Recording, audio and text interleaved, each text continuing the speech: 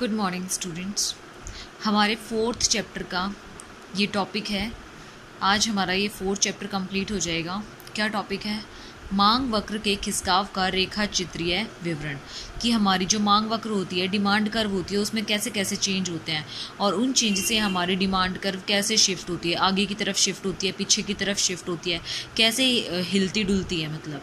तो इसमें सबसे पहले आएगा हमारा सब्स्टिट्यूट गुड्स की वजह से प्रतिस्थापन वस्तु की कीमत के संबंध में।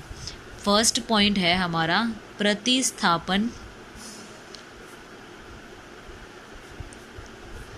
वस्तु की कीमत के संबंध में। इसमें इसका मतलब क्या है कि अगर हमारे पास प्रतिस्थापन क्या होते हैं, प्रतिस्थापन गुड्स टी और कॉफ़ी होते हैं, तो अगर हमारे पास टी का प्राइस सेम रहेगा और कॉफ़ी का प्राइस बढ़ेगा तो आपकी टी की जो डिमांड होगी वो क्या हो जाएगी, बढ़ जाएगी। और अगर हमारे पास कॉफ़ी का प्राइस जो है वो ज़्यादा होता है तो टी की डिमांड बढ़ जाएगी। और अगर हमारे पास कॉफ़ी का प्राइस कम होता है तो हमारे पास टी की डिमांड क्या हो जाएगी, कम हो जाएगी। क्योंकि टी का प्राइस तो सेम है और कॉफ़ी का प्राइस कम हो रहा है, तो इसका मतलब उसकी डिमांड कम हो जाएगी। और जब कॉफ़ी का प्राइस बढ़ेगा तो उसकी डिमांड बढ़ जाएगी। क्यों? क्योंकि टी का प्राइस वही है और उसलिए आपके जो कॉफ़ी वाले कस्टमर्स हैं वो यहाँ पर शिफ्ट हो रहे हैं। तो इसमें फर्स्ट पॉइंट आपका क्या आएगा, when increase in the price of substitute goods,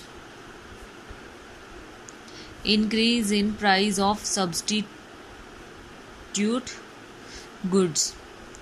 Hindi में इसको बोले तो प्रतिस्थापन वस्तु की कीमत में वृद्धि। प्रतिस्थापन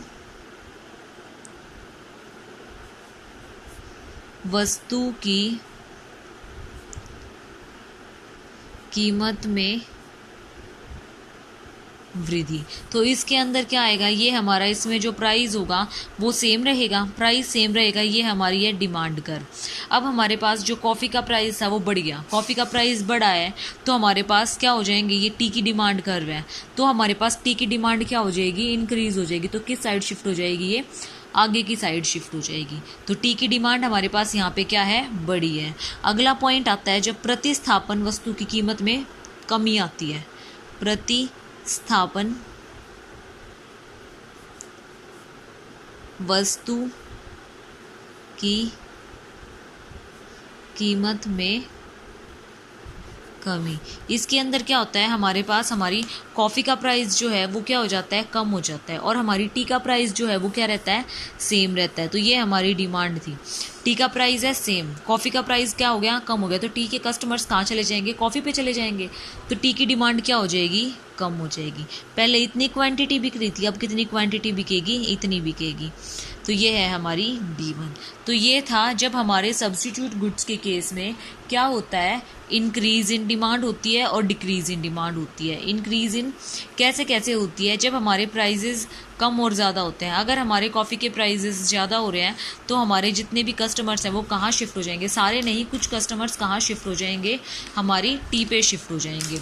और जब हमारी कॉफ़ी के प्राइस कम हो जाते हैं तो हमारे जो टी के कस्टमर्स हैं वो कहाँ शिफ्ट हो जाएंगे, हमारी कॉफ़ी पर शिफ्ट हो जाएंगे। तो ये था हमारे कौन से गुड्स के केस में, प्रतिस्थापन वस्तुओं के केस में, सब्स्टिट्यूट गुड्स के केस में।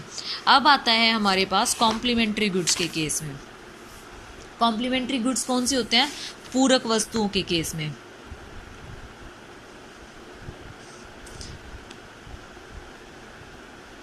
पूरक वस्तु की कीमत के संबंध में वस्तु की मांग। इसकी हेडिंग क्या है, पूरक वस्तु के संबंध में वस्तु की मांग। इसके अंदर क्या आएगा, हमारे पूरक वस्तुएं कौन सी होती हैं, कार और पेट्रोल। सपोज करो हमारे पास जो पूरक वस्तु की कीमत है उसमें वृद्धि हो जाती है, पूरक वस्तु की कीमत में वृद्धि हो जाती है। इसका मतलब क्या है कि अगर आपके जो पेट्रोल है उसमें वृद्धि हो जाती है तो क्या होगा, आपके जो गुड्स हैं वो क्या होंगे, कम हो जाएगी ना आपकी डिमांड। क्यों? क्योंकि सब क्या सोचेंगे, पेट्रोल की गाड़ी है, पेट्रोल की गाड़ी पहले तो आपकी ये डिमांड थी, इतना हो रहे थे, इतनी बिक्री थी आपकी कार्स पेट्रोल की जब कम प्राइस थे। अब पेट्रोल के प्राइस बहुत ज़्यादा हो गए हैं, तो आपकी कार भी क्या हो जाएंगी, कम हो जाएंगी पेट्रोल वाली, इसकी डिमांड भी पेट्रोल वालों की क्या हो जाएगी, कम हो जाएगी। तो ये तो था हमारा जब वस्तु की कीमत में वृद्धि होती है। और जब वस्तु की कीमत में कमी आती है तो क्या, जब पेट्रोल की कीमत में कमी आती है, जब पेट्रोल की कीमत में कमी आएगी तो वो पेट्रोल जो सीएनजी वगैरह यूज़ करते थे वो क्या सोचेंगे, पेट्रोल की कार यूज़ करें। तो क्या करेंगे वो, पेट्रोल की कमी के कारण जो पहले डिमांड इतनी थी अब वो क्या हो जाएगी, बढ़ जाएगी, इतनी हो जाएगी, बढ़ जाएगी। प्राइस आपका सेम रहेगा, पेट्रोल की वजह से क्या हुआ है, आपकी डिमांड बढ़ी है। तो इसीलिए ये था कि कौन से केस में, हमारे प्रतिस्थापन वस्तुओं के केस में और हमारी पूरक वस्तुओं के केस में, हमारी पूरक वस्तुओं के केस में, हमारे कॉम्प्लीमेंट्री गुड्स के केस में और हमारे सब्स्टिट्यूट गुड्स के केस में। अगला टॉपिक आता है हमारे पास क्लासिफिकेशन ऑफ गुड्स, कि हम गुड्स का क्लासिफिकेशन कैसे करेंगे। हम यहाँ पे कुछ टाइप्स लेंगे गुड्स के, उसमें हमारा फर्स्ट टाइप है हमारे नॉर्मल गुड्स। 3 तरह के गुड्स लेंगे हम इसमें, नॉर्मल गुड्स, इन्फीरियर गुड्स और गिफिन गुड्स। गुड्स क्या होती है, हमारी वस्तुएं, वस्तुएं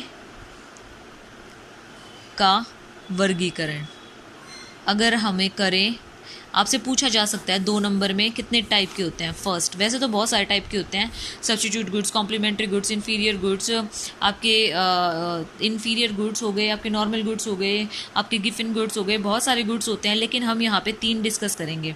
एक तो आपके नॉर्मल गुड्स,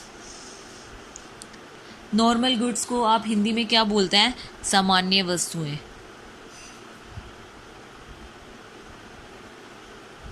फिर आता है आपका इन्फीरियर गुड्स, हिंदी में इसको क्या बोलेंगे, निम्न कोटि की वस्तुएं। निम्न कोटि की वस्तुएं क्या होती हैं, जो जल्दी खराब हो जाती हैं, जैसे दूध हुआ, डबल रोटी हुई, ये सब चीज़ें। इसके अंदर आपके पेरिशेबल गुड्स आते हैं। उसके बाद अगला आता है आपके पास गिफिन गुड्स। गिफिन गुड्स को हिंदी में भी गिफिन गुड्स ही लिखा जाता है, गिफिन वस्तुएं। तो देखो अब हमारे फर्स्ट है नॉर्मल गुड्स, सामान्य वस्तुएं। सामान्य वस्तुएं क्या होती हैं, इसका आपकी इनकम से कौन सा इफेक्ट होता है, बिल्कुल पॉजिटिव इफेक्ट होता है। मतलब अगर आपके पहले प्राइस ये थे और क्वांटिटी ये थी, जब आपकी इनकम बढ़ेगी तो आपकी क्या बढ़ेगी, क्वांटिटी भी बढ़ेगी।